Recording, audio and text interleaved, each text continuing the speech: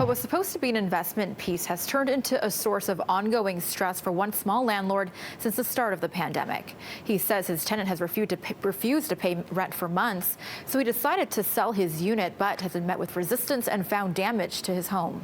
You're in the process of selling it. I can't anymore.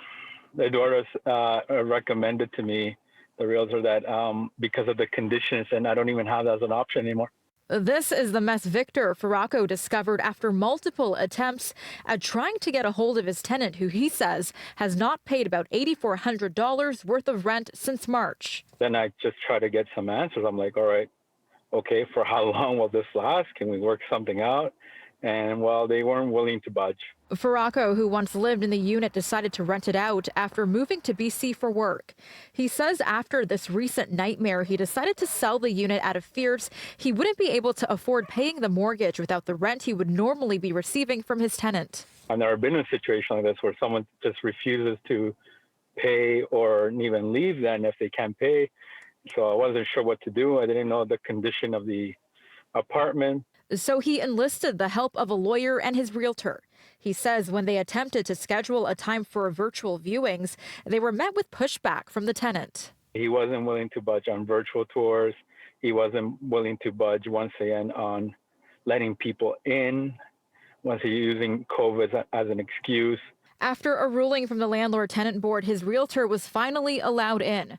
But after seeing the damage done, Farraco says it would cost thousands to get the place in suitable shape to be put on the market. It's not how you take care of a home, at least if you think it's your home. This situation has been happening definitely well before COVID, and now more so because of COVID. The founder of the Ontario Landlords Watch says the issue lies in the policies and what she calls a broken system that allows bad tenants to take advantage of the situation. Because of the backlog at the Landlord-tenant board and the delay in getting justice to landlords, the province is the result into having the landlords being treated this way, and there's no support that is being given before COVID or during COVID. Earlier this year, Ontario's ombudsman launched an investigation into the delays at the tribunal after complaints about long waits for hearings and decisions worsened. It's not that the landlord's rental property is at risk, the housing stock is at risk.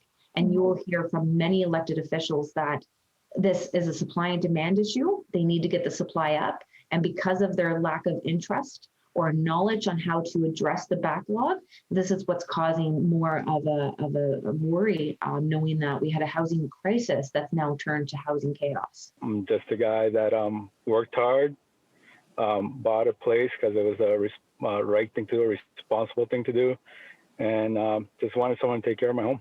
Farraco did not want to identify his tenant out of fears of repercussion. The Ontario Landlords Watch says they would like officials to consider changing regulations so that cases like this where damages do occur, criminal charges could be laid.